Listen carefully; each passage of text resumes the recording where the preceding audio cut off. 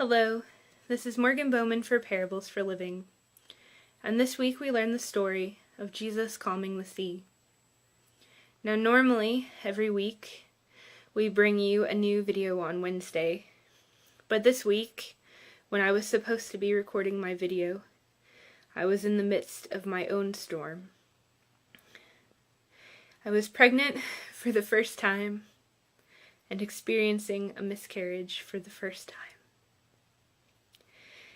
And when I went to the hospital and I was laying on the exam table, I kept trying to remember the words to this story because I had heard that it had brought others comfort in their time of trial.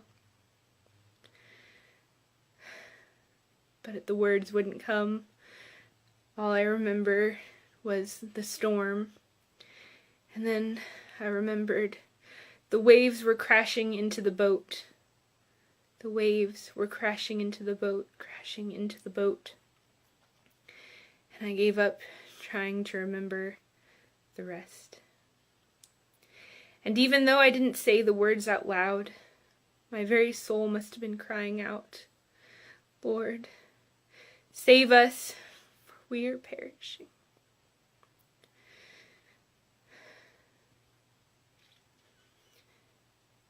It didn't save the baby. It was too late for that. But God heard my cry all the same. When I went home, I should have been drowning in despair. But the Lord reached out and calmed my storm. Instead of drowning, I felt myself being lifted up in love. As my friends and family and church family sent me their prayers and their condolences and their messages of hope. They were the very hands and feet of our Lord as they reached out and comforted me.